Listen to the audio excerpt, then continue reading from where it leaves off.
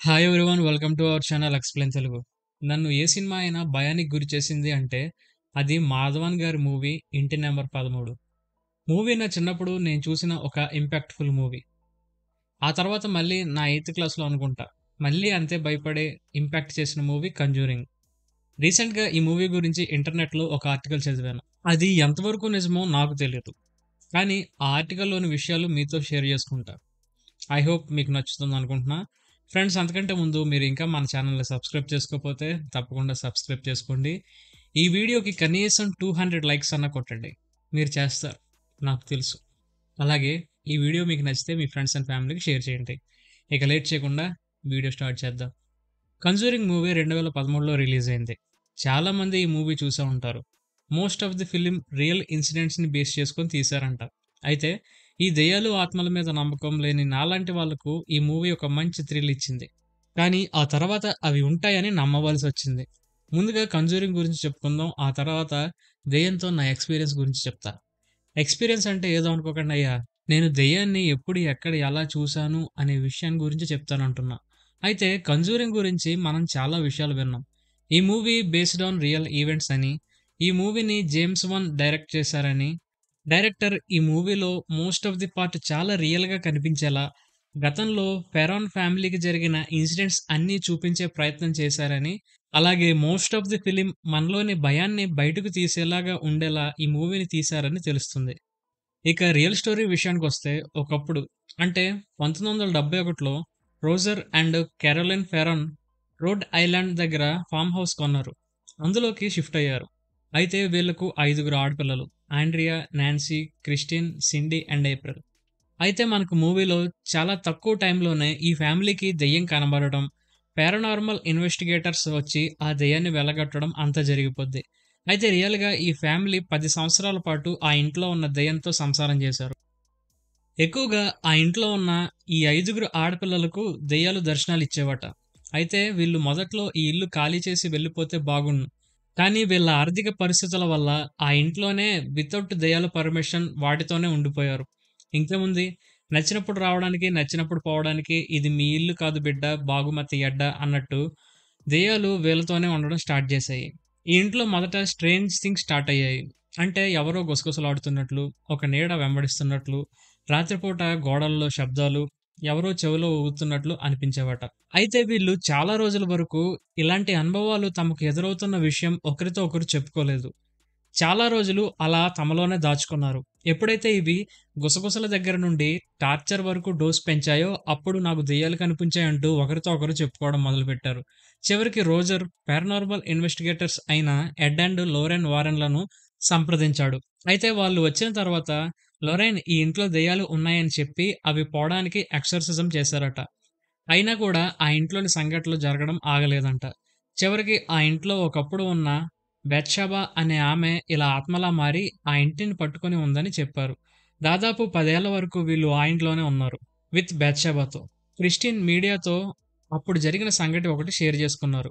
ఒకసారి వాళ్ళ అమ్మ కెరోలిన్ ఈ భూమి మీద లేని ఒక భాష మాట్లాడుతూ, చివరిలో ఈ ఇంట్లో ఉండకండి, బయటకు మింగేయండి అని అరుస్తూ తనంతట తానే కుర్చీతో పాటు గాల్లోకి లేచి వెళ్లి గోడకు గుద్దుకుంది అంట. ఆ తర్వాత ఇలాంటి సంఘటనలు ఎన్నో జరిగాయట. అలాగే వీళ్ళు ఆ ఇంట్లోకి వెళ్ళిన కొత్తలో ఆ ఇంటి చుట్టుపక్కల ఉండేవాళ్ళు ఆ ఇంటి నుండి ఖాళీ చేసి వెళ్ళిపోమని చెప్పారట.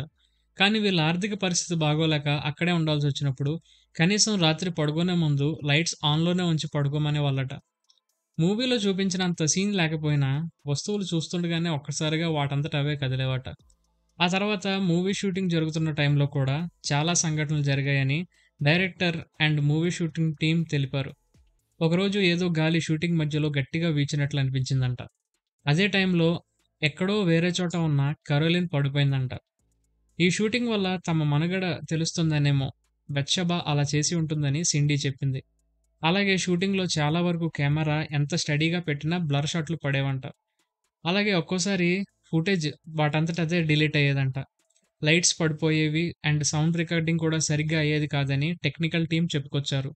నానా తంటాలు పడి ఆఖరికి షూటింగ్ పూర్తి చేశారంట. కట్ చేస్తే ఈ విధంగా మనం చూసిన బెస్ట్ హర్రర్ మూవీస్‌లో 'కంజూరింగ్' కూడా ఒకటయింది.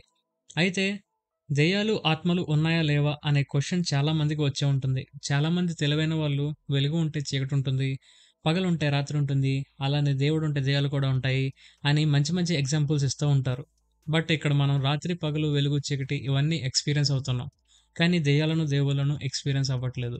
సో, మనకు కనబడట్లేదు గాబట్టి ఇవన్నీ నమ్మక్కర్లేదని చెప్పొచ్చు. నా లైఫ్‌లో ఒక పూట చాలా కష్టంగా గడవకపోతే నేను కూడా ఇదంతా స్క్రిప్టు అని చెప్పేవాడిని. కానీ అనుకోకుండా ఒకరోజు నా లైఫ్‌లో ఒక పెద్ద క్వెషన్ మార్క్‌కి ఆన్సర్ దొరికిందని చెప్పొచ్చు. దీని గురించి చెప్తే ఎవరు నమ్మరు. బట్ నాకు హారర్ మూవీస్ పట్ల, దెయ్యాల పట్ల ఇంట్రెస్ట్ రావడానికి ఈ ఇన్సిడెంట్ ఒక కారణం. షార్ట్‌గా చెప్పేస్తా. ఒకరోజు నేను మా ఇంట్లో చుట్టాలున్నప్పుడు ఇలానే దెయ్యాల డిస్కషనొస్తే, ఇలాంటివన్నీ చెప్పడానికి బానే ఉంటాయి. చందమామ కథల్లా అని మనసులో అనుకుని నవ్వుకున్నా. ఆ తర్వాత 2 రోజుల వరకు అంతా బానే ఉంది. మా ఊరికి కొంత దూరంలో ఉన్న ప్రాజెక్ట్ దగ్గర ఫ్రెండ్స్‌తో కలిసి వెళ్ళాను. అక్కడ ఉన్న శ్మశానం దగ్గర మేము చాలా సేపు మాట్లాడుకున్నాం. అది కూడా దెయ్యాల డిస్కషన్. ఈసారి మన నోటికి తాళం మరిచి వాటి మీద కామెడీ చేయడం మొదలెట్టా. ఫ్రెండ్స్‌తో ముచ్చట్లంటే మీకు తెలియనిదేముంది? అది ఒక దగ్గర ఆగదు. అలా ఆ రోజు రాత్రికి ఎవరింటికి ఆళ్ళెళ్ళిపోయాం. రాత్రి తిన్నా, పడుకున్నా. సరిగ్గా అర్ధరాత్రి దాటిన తర్వాత 2, 3 అవ్వచ్చు. ఏదో కల వచ్చింది. ఎగ్జాక్ట్‌గా గుర్తులేదు. బట్ ఆ కలలో కూడా నేను పడుకొని ఉన్నా. మా నాన్నగారు నా దగ్గరకు వచ్చి నుంచున్నారు. పడుకొని ఉన్న నేను ఆయన వైపు చూస్తున్నా. పైన సీలింగ్ ఫ్యాన్ దగ్గర ఏదో చుట్టుకొని ఉండడం చూసి, మా డ్యాడీకి వెనక్కి తిరిగి చూడమంటున్నా. అది కూడా కలలో. బట్ ఆ మాట బయటకు వచ్చి ఏదో చైనా, రష్యా భాష మిక్స్ చేసినట్టు ఉంది. అప్పటికి నాకు తెలుస్తుంది అది కల అని.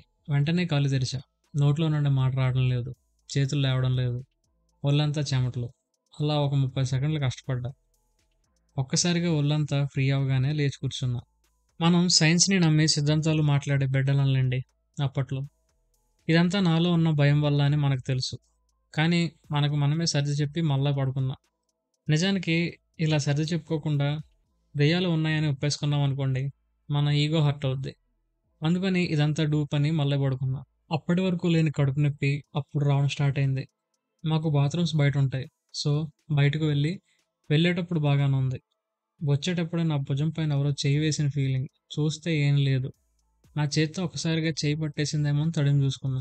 ఏం లేదు అంతా బాగానే ఉంది. లోపలికెళ్ళిపోయా. పడుకుంటున్నా. నిద్ర పట్టేసింది అనే టైంకి మళ్ళీ ఎవరో లేపినట్లు అనిపించింది. అప్పుడే పడుతున్న నిద్ర కదా! నిద్ర కళ్ళతో నెమ్మదిగా చూస్తే మళ్ళీ ఫ్యాన్ దగ్గర ఏదో ఉన్నట్లు కనిపించింది. నాకు బాగా గుర్తు. చాలా క్లారిటీగా చూసా. నల్లగా ఏదో ఫ్యాన్ రెక్కల పైనుండి చుట్టుకొని నా వైపు చూస్తున్నట్లుంది.